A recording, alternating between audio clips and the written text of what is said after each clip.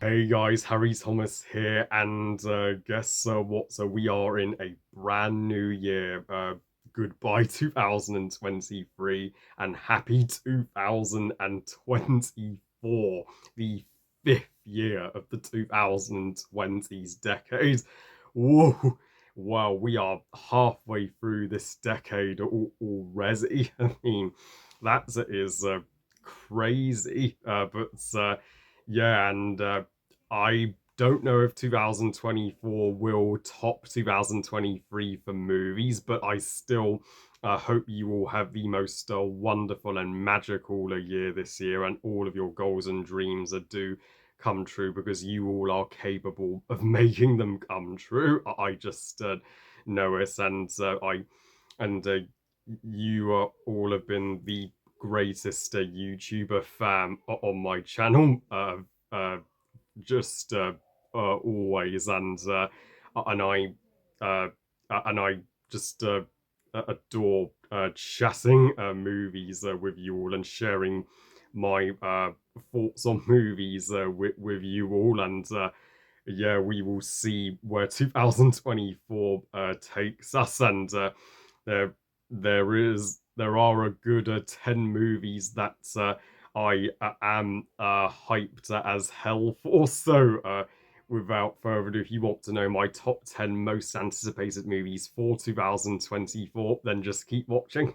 At number 10, The Lord of the Rings, The War of the Rohirrim, the one blockbuster that I have any lick of anticipation for this December, because the other two blockbusters are releasing this December, I predict are going to beyond sucker, but the War of the Rohirrim should be the one saving grace this December, and this will be the first Middle Earth movie released in cinemas since The Hobbit, The Battle of the Five Armies 10 years ago. Even if Peter Jackson is not in the director's chair, totally fine with me. I'm always willing to give new directors a chance, and Eowyn is going to be in this movie, so I have no clue in which timeline in the Middle Earth franchise this will take place in. But to see Miranda also reprise her role as Eowyn, one of our favorite female leads in Middle Earth, is going to be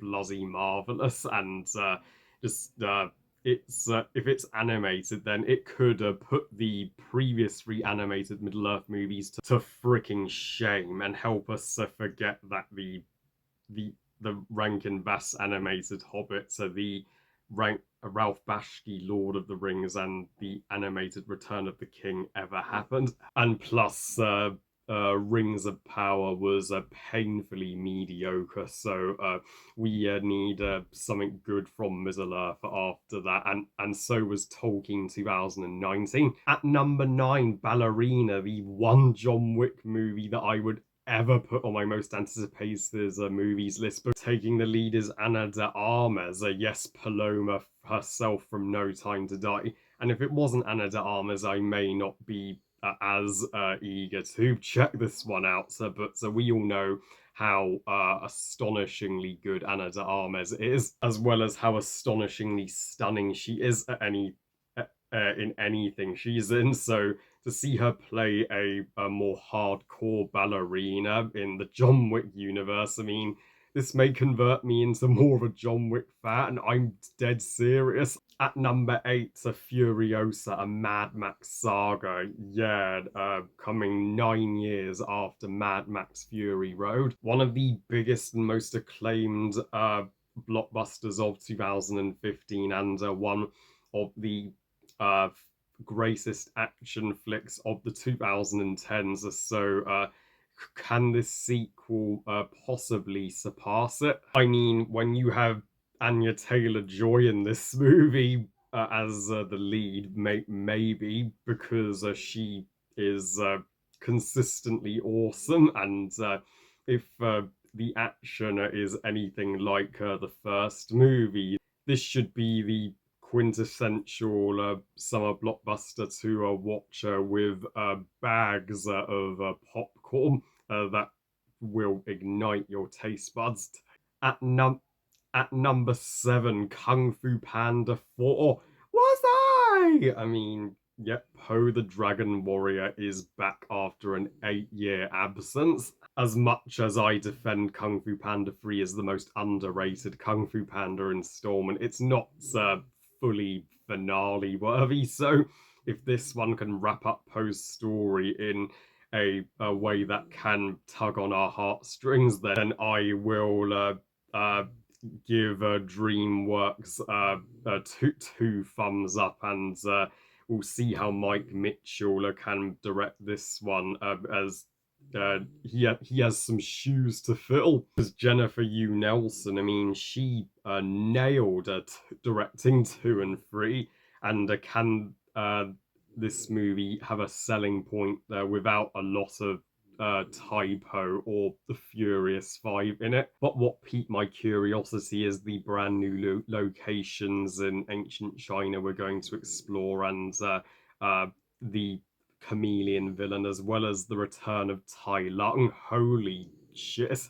At number 6, Inside Out 2. I mean, we've only seen a brief trailer for this one, but as a follow up to Inside Out, one of the literal top tier Pixar classics. This one had a better do the original justice, with Riley maturing and having a brand new emotion enter her head, anxiety, who should be more than a just a comic relief character, and to see how well Joya takes having to share with her, because it took her time to get on with a sadness in the first movie. So how long is it going to take her to warm up to anxiety? I mean, I expect nothing but ground-breaking animation and scenes that have us bawling like a freaking baby, as well as a immaculate musical score. This could be the greatest Pixar sequel since Toy Story 2, if we're lucky. At number 5, Joker Folly Deluxe, or Joker 2. I mean, the follow up that we never thought we wanted, but as Joker 2019 can stand perfectly well on its own. But that was that hands down made my top 10 movies of 2019. And I never thought in a million years Todd Phillips, the director of the Hangover trilogy, could improve this immensely as a filmmaker. So let's pray he keeps up the consistency with Joker 2. I was slightly skeptical when I heard this was going to be a musical, but let's just pray that the songs do serve a purpose and do have a glamour to them. Walking Phoenix should be every bit as outstanding as Arthur Fleck. That's the Joker as he was 5 years ago. And Lady Gaga as Harley Quinn, I will be open-minded about her.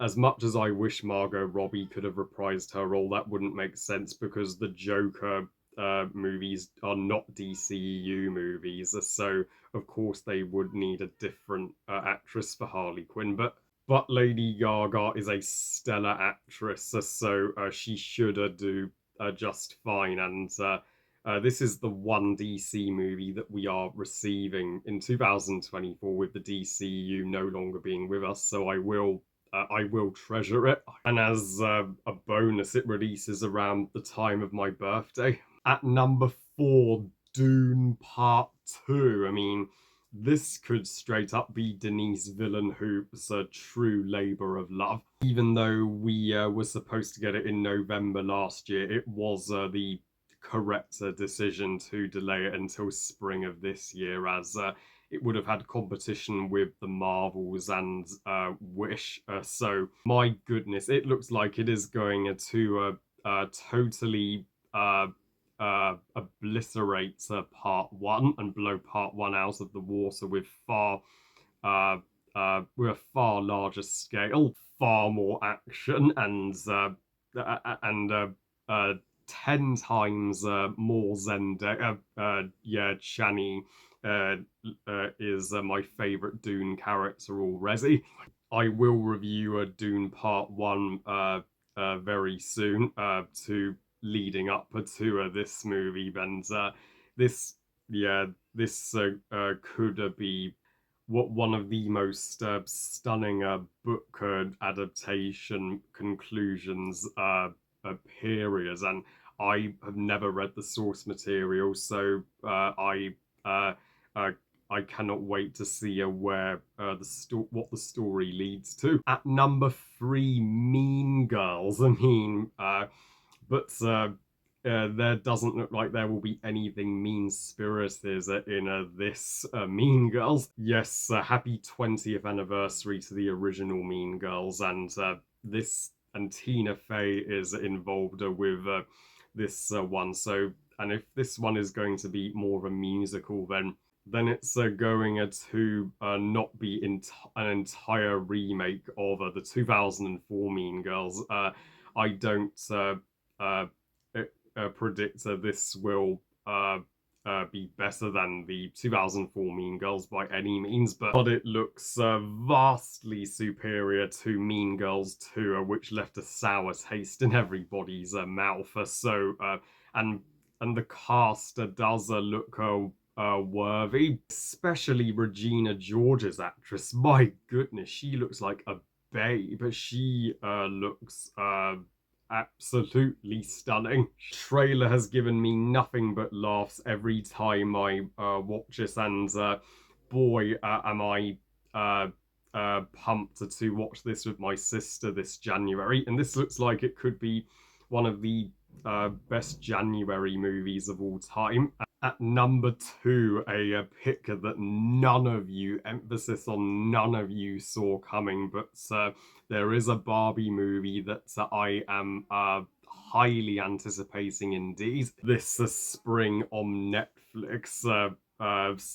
It's Barbie and Stacy to the rescue, and this looks like it could be one of the all-time greatest Barbie movies. And Stacey Roberts to me is the most underrated of Barbie's sisters, as Skipper and Stacey have had their own movies in the past. Skipper having her own movie last year, The Big Babysitting Adventure, but just before that movie ended, Stacey winked at the camera and let the audience know she will just have to star in her own movie, which perfectly sets up this one. And it's a wonder that Stacey Roberts hasn't gotten more episodes of Dreamhouse Adventures in the spotlight and more movies of her own, given that she was named after the daughter of Kenneth Handler. But I can't contain my hype to see Stacey get to save the day and be there for Barbie. It looks like this movie's going to take place in a carnival in a similar location to The Great Puppy Adventure, and this is going to be the 40 uh, third animated Barbie movie, and yet they are still great. That is a accomplishment. So expect the Barbie reviews on my channel to continue. My Barbie mania still hasn't died down yet, and this would be number one if not for one more movie. My number one most anticipated movie of 2024 is Kingdom of the Planet of the Apes. Planet of the Apes is a franchise that means the world to me. And this being the 10th installment, I mean, I'm glad the franchise isn't ending just yet, even after War for the Planet of the Apes. Witcher was the highest high of this franchise. That movie could seriously be one of my all-time favorite movies, and if I mean, so Kingdom of the Planet of the Apes, which will start a brand new trilogy, had better be at the same quality that Matt Reeves established, even without Andy Serkis as Caesar, as I've heard this one will take place 300 years after Caesar's death. We have a brand new lead ape, Noah, not Cornelius as we initially thought, and which star, she's not playing Nova as we initially thought, but brand new human character Maya.